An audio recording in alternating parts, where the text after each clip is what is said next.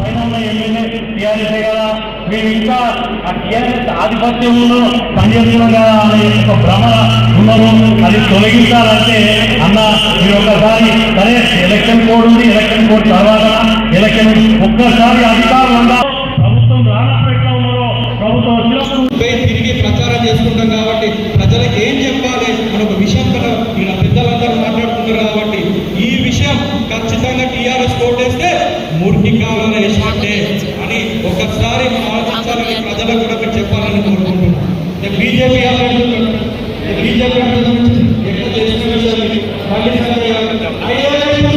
మరి ఏం చేసి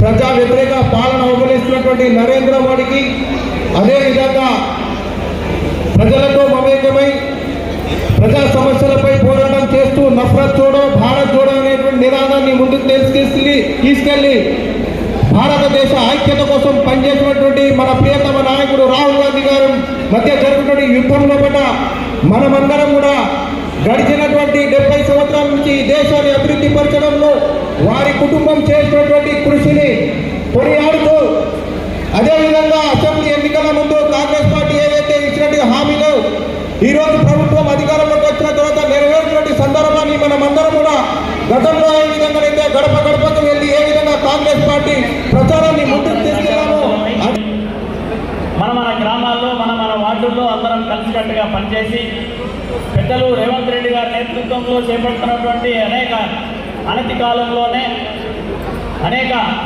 అభివృద్ధి ప్రజా సంక్షేమ కార్యక్రమాలు ఏవైతే మనం తీసుకొని ముందుకు వెళ్తున్నామో ఈ ప్రభుత్వం చేసినటువంటి విజయాలన్నీ కూడా ప్రజల్లోకి తీసుకెళ్ళి ఏదైతే మనం 100 రోజుల్లో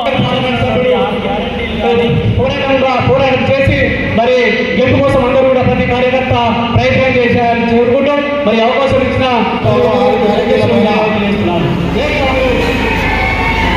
గర్భ గర్భకు తిరుగుకుంటూ వివరిస్తూ ఏ విధంగా అధికారంలోకి వచ్చినామో ఆ అధికారంలోకి వచ్చే సందర్భంలో ప్రతి గ్రామంలో ఏదైతే గత ప్రభుత్వంలో ఉన్న గ్రామానికి నలుగురు అరాచకం చేస్తూ దుర్మార్గమైన పాలన గ్రామాల్లో చేస్తున్నారో వాళ్ళని ఏ విధంగా తొక్కినామో రానున్న రోజుల్లో పార్లమెంట్ ఎలక్షన్లో పైన నరేంద్ర మోడీని కూడా అదేవిధంగా తొక్కే విధంగా మనందరం పనిచేసినప్పుడే మన పార్లమెంట్ నియోజకవర్గ అభ్యర్థిని మనం గెలిపించుకుంటామని చెప్పి ఈ సందర్భంగా తెలియజేస్తా ఉన్నాం.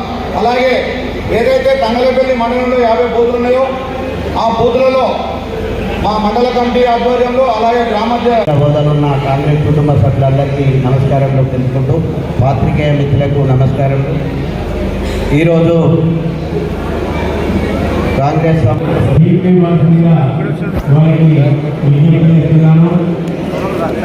పొన్నం ప్రభాకర్ గారితో పాటు ఆర్ శ్రీనివాస్ గారికి, ప్రణవ్ గారికి, శ్రీనివాస్ గారికి, గౌరవ అతిథులందరినీ కూడా సాధారణంగా ఆహ్వానిస్తున్నాం. అలాగే మిత్రులందరినీ కూడా అకామిడేట్ చేసిన బాధ్యత మన పెద్దది కాబట్టి ప్రస్తుతం కేటాయించిన స్థలాల్లో వాళ్ళని కోరుకోవాల్సిందిగా విజ్ఞప్తి చేస్తూ ఉన్నాను. ముందు వరుసలో ఉన్న మిత్రులు మన కాంగ్రెస్ పార్టీ సుశిక్షితులైన కార్యకర్తలు కాబట్టి ఇలా గౌరవ పెద్దలందరికీ కూడా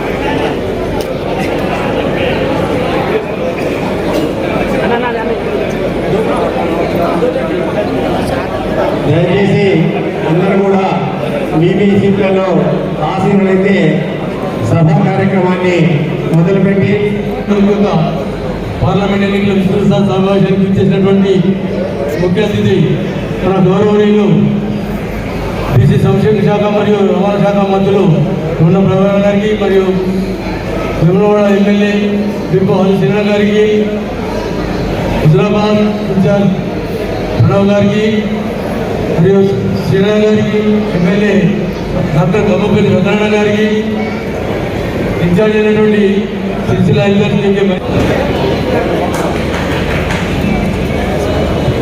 గౌరవ మానవ శాసనసభ్యులు గారు డాక్టర్ గౌరవ గారిని మాట్లాడుతున్న వారికి కొంచెం అనారోగ్యకరంగా డాక్టర్ గారికి జరుగుతుంది కాబట్టి డాక్టర్ గారిని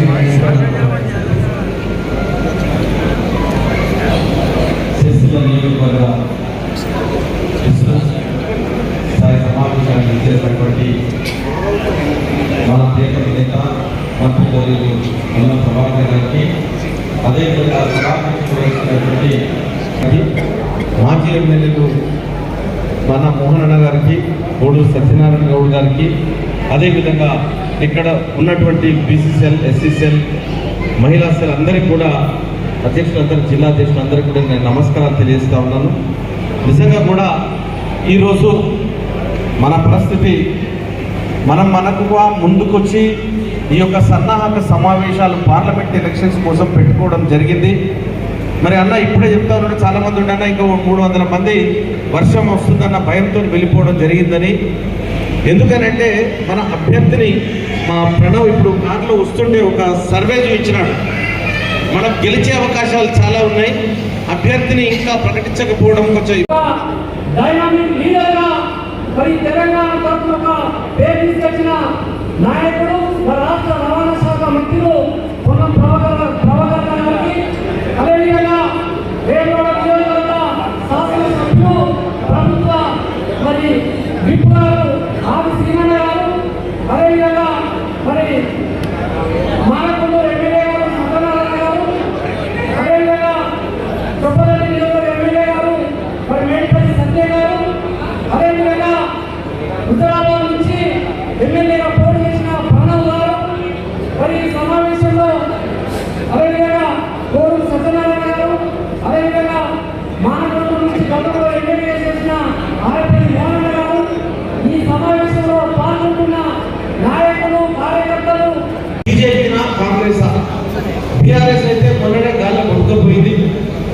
ప్రజలందరికీ కూడా విసుకొచ్చింది. ఈ నియంతృత్వ పోరాటం మాకు నచ్చవరాలు. ఈ సిరిసిల్ల ఈ ఉన్నటువంటి కేటీఆర్ ఏవైతే ఉన్నారో ఇక్కడ నేను పుట్టి ఇది నా గడ్డ అన్నట్టు బాగా నియంతృత్వాన్ని పాటించినాడు. ఇక్కడ నిజంగా చెప్పాలంటే ఒక నియంత ధోరణిని ఈ జిల్లా లోపల నడిపించినాడు. నేనే అన్ని ఆ my sub Kuch Hamara he చలేగా అది నడవదని ప్రజలు తీర్పిస్తారు. మొన్ననే ఆయన నీ స్థానం ఎక్కడంటే నీ స్థానం ఎక్కడ ఉండాలి, నువ్వు అక్కడే ఉండాలి, మళ్ళీ అమెరికా పోతావో లేకపోతే జైల్లోకి పోతావో అని ప్రజలు తీర్పిస్తున్నారు. మరి ఈరోజు ఈ బీజేపీ ఇంకా రాష్ట్రంలో ఉన్నటువంటి ఒక డిక్టేటర్ని, ఒక నియంత్రణని మనం ఇచ్చేస్తాం. మరి ఇప్పుడు ఎవరున్నారా నియంత? మరి దేశంలో ఏం జరుగుతూ ఉన్నది? అంతా ప్రజాస్వామ్యం యుద్ధంగానే ఉన్నదని అప్పుడు మేడిపల్లి సత్యం చెప్పదండి ఎమ్మెల్యే గారిని వేదికపైకి రావాల్సిందిగా కోరుతా ఉన్నాం. తిరిగి ప్రచారం చేసుకుంటాం కాబట్టి ప్రజలకు ఏం చెప్పాలి మన ఒక విషయం కదా ఇలా పెద్దలందరూ మాట్లాడుతున్నారు కాబట్టి ఈ విషయం ఖచ్చితంగా టీఆర్ఎస్ కోటేస్తే మురికి కావాల వేసినట్టే అని ఒకసారి మనం ఆలోచించాలని ప్రజలకు కూడా మీరు చెప్పాలని కోరుకుంటున్నాం. బీజేపీ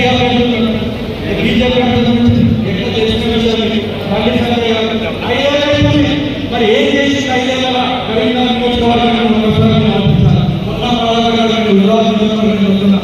మా కాన్స్టిట్యూన్సీలో పొన్నం ప్రభాకర్ గారు చేసిన అభివృద్ధి రైల్వే స్టేషన్ తీసుకొచ్చి పొన్నం ప్రభాకర్ గారు కొన్ని వందల కోట్లు వేయించింది.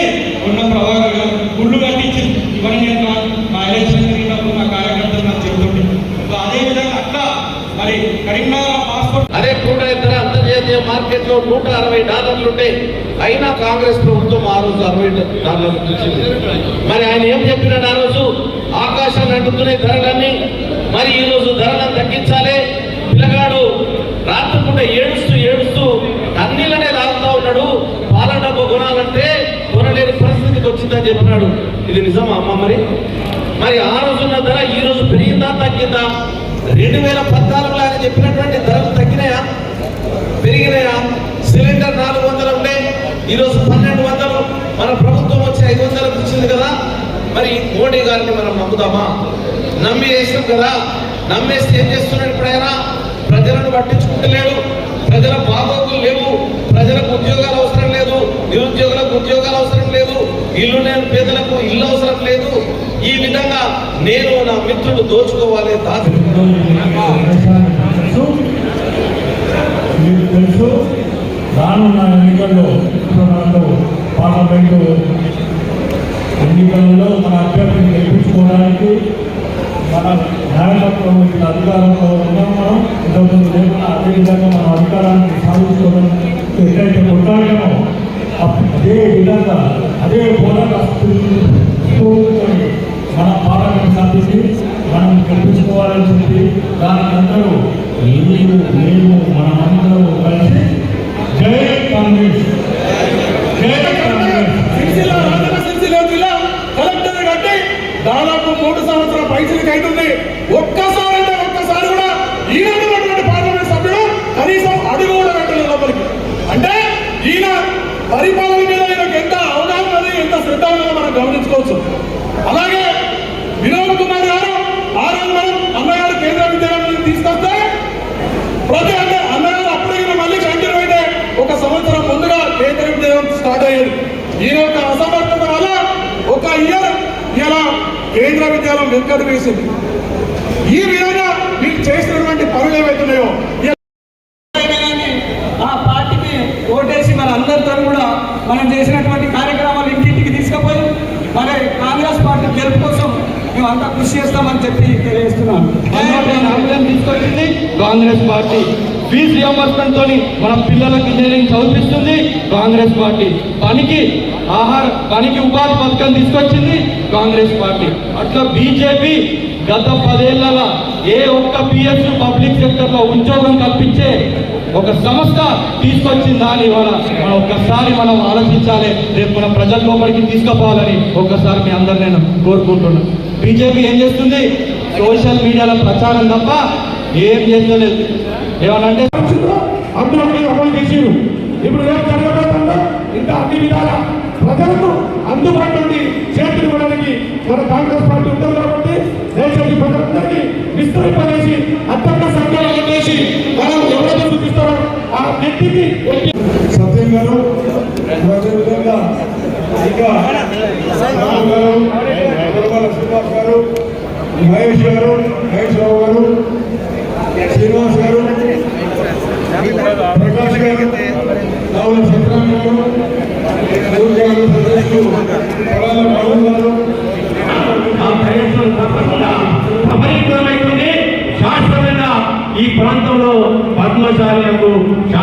పరిష్కారం దొరుకుతుందని కూడా మేము భావిస్తున్నాం కదా. దీంతో పాటు ఈ ప్రాంతాన్ని నేను ఎంతో అభివృద్ధి చేసినని చెప్పేస్తాను. ఇలా ఒకటే అడుగుతున్నా, మీ అందరూ కూడా రైతులు, ఇక్కడ అందరూ కూడా రైతు కుటుంబాలు వచ్చిన వాళ్ళ ఎక్కువగా ఉన్నారా? ఇవాళ నేను ఒకటే అబద్ధం ఆడకండి. ఎక్కడ కూడా ఈ ప్రాంతానికి 9th ప్యాకేజీని పండబెట్టిండు, 10th ప్యాకేజీని పండబెట్టిండు, 11th ప్యాకేజీని పండబెట్టిండు, 12th ప్యాకేజీని పండబెట్టిండు. సారు వాళ్ళ భావనేమో 10th, 11th, 12th ప్యాకేజీలలో ఏవైతే రావన్నో, ఇరిగేషన్ రావన్నో, రంగనాయక సాగర్ నుంచి అక్కడి నుంచి ఆ కాలువలన్నీ కూడా సిద్దిపేట పులిమేల వరకు దాటుకుని తాడగల తవ్వుకొని వాళ్ళ పొలాలేమో సస్యశ్యామలం చేసుకుంటే, సారు 9th ప్యాకేజీ ద్వారా అప్పర్ మానేడానికి నీళ్ళు రావాలి, ఆ కాలువ మనిషిండు. 10th ప్యాకేజీ ద్వారా, 11th ప్యాకేజీ ద్వారా తంగలపల్లికి ఇల్లంత గుంటకు రావాలి, అవి మనిషిండు. 12th ప్యాకేజీ ద్వారా ముత్తబాద్ మండలానికి రావాలి, అవి మనిషిండు. వేరేసి ఇది నేను చెప్తున్న లెక్క కాదు, ఇక్కడ ఉన్న స్థానికంగా ఉన్న ఇరిగేషన్ అధికారులు ఇచ్చిన లెక్క.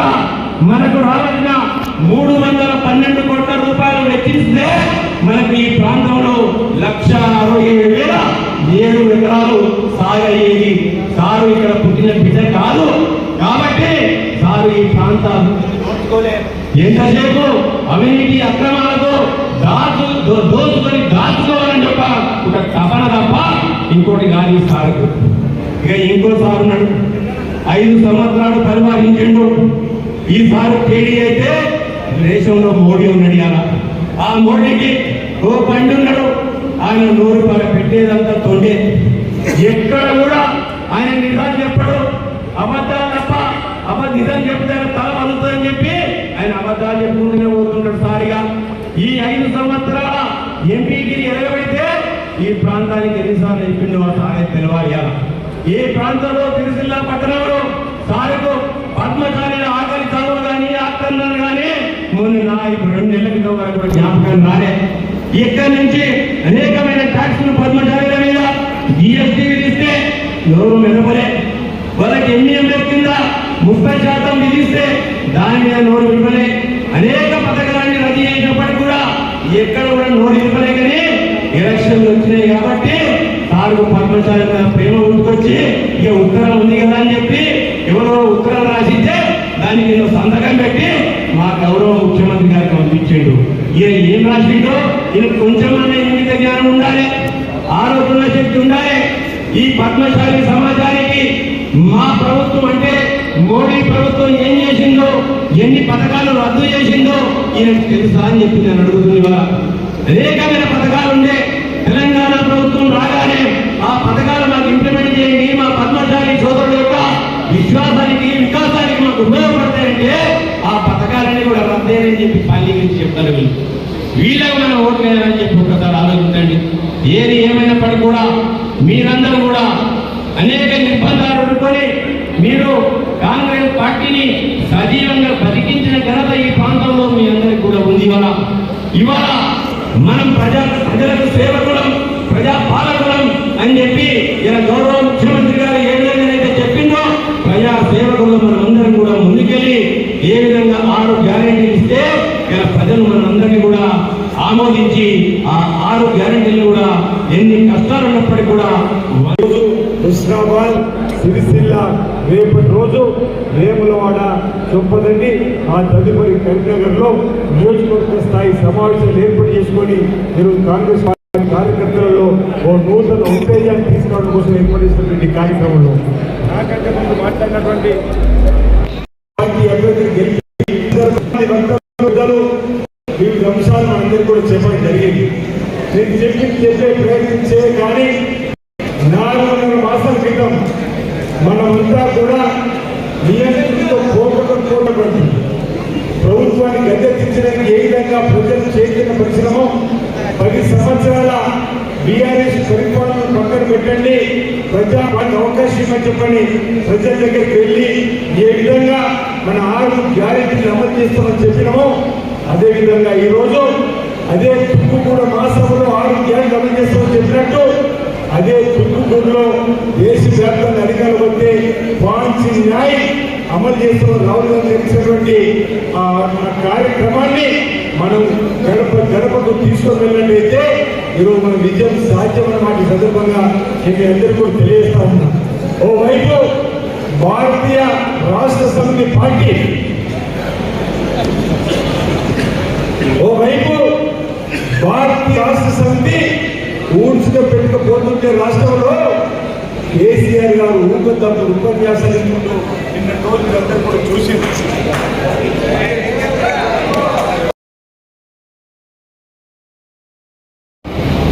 ఇక్కడ విద్వేషాల మధ్యలో ప్రేమ నెలకొల్పాలి, దేశ నియంత్రణకు వ్యతిరేకంగా ప్రజాస్వామ్యాన్ని నెలకొల్పాలి, ఆప్యాయతలతో దేశం ముందుకు నడవాలనేటువంటి మాట రాహుల్ గాంధీ గారు చెప్తా ఉన్నారు.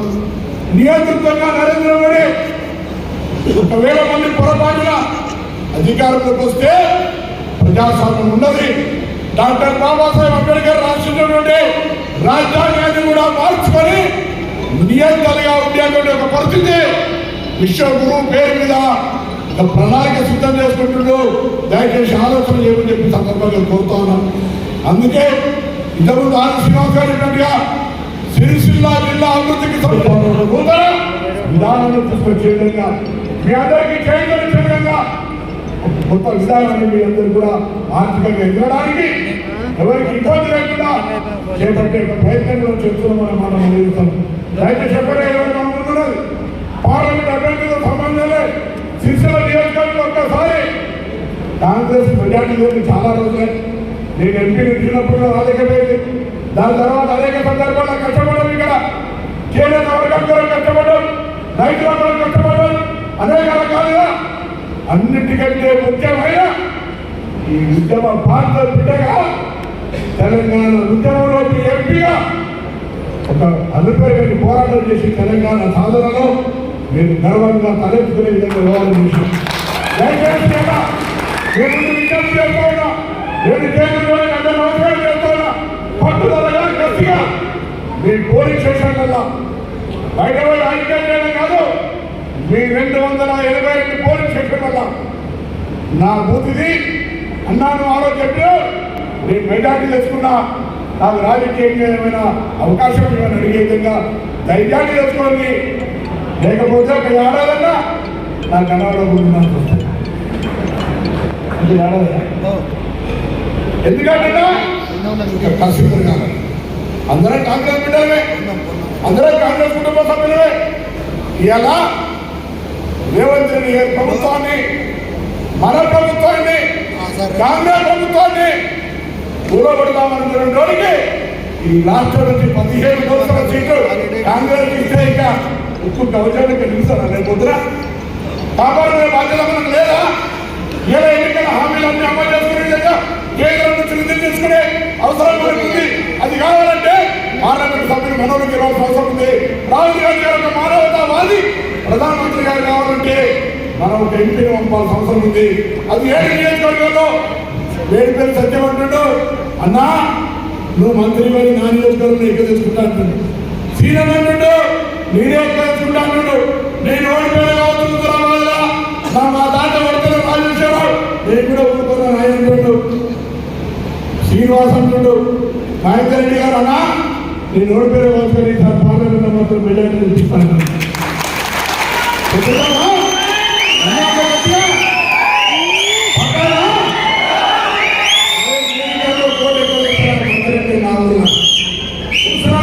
మీకంటే బరాబర్ సవాల్ చేసుకుందామా? సిరిసిల్ల వస్తే చూసుకోవాలా? కేటీఆర్ వెళ్తారా, పొన్న ప్రభాకర్ వెళ్తారా? కేటీఆర్ కిలోడు ఎందుకంటే ఇక్కడ మీకు ఓట్లు వెళ్తే అది ఓడిపోయాడు.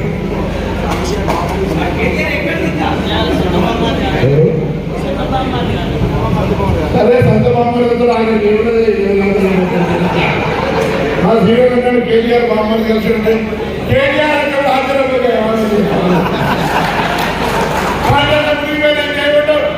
చెల్లి ఆడిందే విమర్శిస్తలే నేనంటే ఆ మాట ఒక మాట. అందుకే ఇలా దయచేసి మీరు అనుకుంటే సాధ్యంగా ఏం లేదు. ఇలా దేశంలో 10 సంవత్సరాలు మొత్తం మందిని హోల్సేల్ రిటైల్ ఇక ఎట్లా కాంగ్రెస్ ఎక్కడ అన్నారు. మా స్థానిక శాసనసభ్యుడు అన్నాడు వీళ్ళంతా అవుతుంది అయిపోయిందన్నాడు. అంటే గాడికే ఉండినాం మళ్ళా. కాంగ్రెస్ ఎప్పుడో అయిపోయింది కాదు.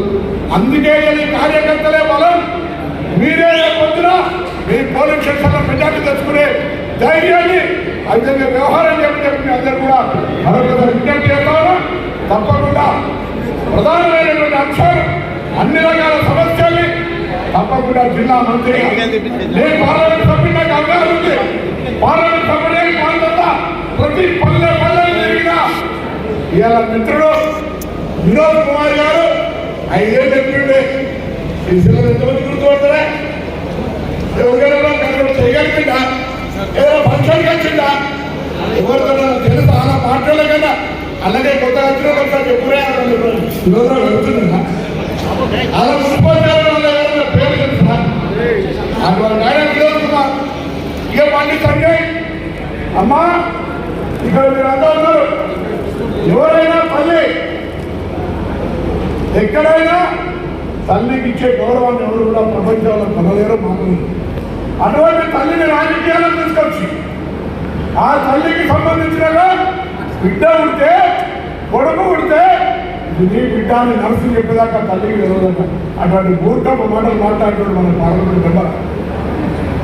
కనీసం కొద్దిగా జ్ఞానం తల్లి నా తల్లి గురించి మాట్లాడి నీ జవాబు చెప్పినా కానీ ఎవరి తల్లి అయినా ఎవరి పుట్టిన బిడ్డ అయినా నర్సు తీసుకొచ్చింది బిడ్డ అంటే ఆ తల్లికి చెప్తుంది. తల్లి జన్మ ఆ యొక్క మాతృత్వం గురించి కూడా ఇంత అవమానంగా మాట్లాడిన వ్యక్తి మన పార్లమెంట్ సభ్యుడిగా కంటిన్యూ కావడానికి అవకాశం లేదు. దయచేసి తల్లి బిడ్డ అయినా ఆనాడు కేసీఆర్ గారు నేను ఇది అగాలు చేస్తున్నా, నేను ఇంత పూజ చేస్తా, నేను ఇంత భక్తుల్ని, నాకంటే పెద్ద హిందుగాలు బొద్దుగాలంటే ఆ హిందుగాలు బొద్దుగాల నినాదం తీసుకొని ఏ విధంగా ఒక సెంటిమెంట్ రగించి గెలిచావో ఇప్పుడే సీనియర్ చెప్పిండు. కేంద్రం నుంచి దేవాలయాల అభివృద్ధికి ప్రసాద్ స్కీమ్ కింద పైసలు వస్తాయి. తెలంగాణలో జోగులాంబకు వచ్చినాయి, తెలంగాణలో రామమ్మకు వచ్చినాయి. తెలంగాణలో హిందుత్వం గురించి నేనే ఛాంపియన్, మీరు కూడా హిందూనే కాదు నేనే అని చెప్పుకున్నటువంటి బండి సంజయ్ వేములవాడకి ఎన్ని రూపాయలు తెచ్చినావు? తెచ్చినాకనే వేములవాడ దాటి సిరిసిల్ల అడుగుతా ఉన్నా. కొండగట్టుకి ఎన్ని తెచ్చినావు? ధర్మపురికి ఎన్ని తెచ్చినావు? కాళేశ్వరంకి ఎన్ని తెచ్చినావు? గంభీరాపులకు నువ్వు పోయినప్పుడు 500 సంవత్సరాల నుంచి వెలిగేటువంటి ఒక దీపం ఉంటుంది. 700 సంవత్సరాలు అటువంటి దానే చరిత్రకు సంబంధించి ఏదైనా ఒక విశిష్టమైన కార్యక్రమం చేయాలి కదా. నేను అడుగుతా వేయాలా? నేను ఇక్కడ ఏం చేయగలిగినాం? చేనేత వర్గాలకు చేయకపోతే, ఒక విద్యా సంస్థ లేకపోతే ఏమనంటే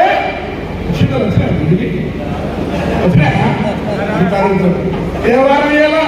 దేవాలయమా? ఇంకేమంటారు? బంగారమా? దేవాలయమన్నా దేవాలయం పూర్తిగా మన పరువు. ఎంపీ అంటే నేను ఓడిపోయినా చెప్పినా అరే ఎవడా అన్నా నేను లీడర్, ఓడిపోయినా కూడా నేను లీడర్ గౌరవం, ఒక వ్యక్తితో ఒక మర్యాద. నువ్వు రేపు పొద్దున నిన్ను కుక్క కూడా దగ్గరటువంటి పరిస్థితి లేకపోతే బిడ్డ అటువంటి మాటలు మాట్లాడక చెప్తున్నాను. అరే నేను అంటున్నా ఆఖరికి నీ జీవితం మొత్తంలో నీ తల్లి కూడా ఇట్లా బాధపడుతుండొచ్చు. ఆఖరికి నా కొడుకు నర్సు తీసుకొచ్చి పుడితే నా కొడుకు అని చెప్పే పరిస్థితికి వచ్చింది. ఆ విధంగా మాట్లాడుతున్నది కదా కాయకాయలు అడిగేటువంటి పరిస్థితికి వచ్చింది. అందుకే వ్యక్తిగతంగా నేను తిట్టలే, కానీ తల్లి గురించి మాట్లాడితే అందరు తల్లి గురించి మాట్లాడితే అందరి బిడ్డల కర్మ నర్సుపోయి చెప్తారంటే అటువంటి మూర్ఖుడు మనకు అవసరం లేదని మాట్లాడాలని నేను సందర్భంగా కోరుతున్నాను. ఏ హిందుగాలు బంధుగాలని నేను కల్పించదు. ఇలా తల్లి జన్మ గురించి ప్రోత్సహించడం నీకు అదే నీ జీవితానికి సమాధి కాబోతుందని మాట్లాడుతున్నాను.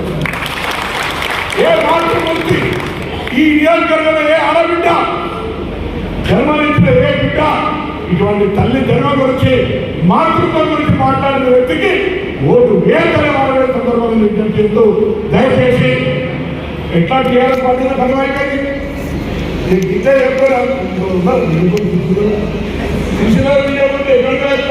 ఎక్కడ వేగంగా వచ్చి పోటీ చేశారు. కాబట్టి దయచేసి మీరంతా గట్టిగా ధైర్యంగా కాంగ్రెస్ పార్టీ గెలుపుకోవడానికి కృషి చేయాలి. నేను ఈ భవిష్యత్తులో మేమందరం కూడా కలిసిగా నియోజకవర్గానికి మెజార్టీ ఎన్ని బూతులు వస్తే అక్కడ అత్యంత ప్రాధాన్యత అభివృద్ధిలో రాజకీయమైనటువంటి నామినేషన్ కూడా ఇస్తామని మరొకసారి గుండె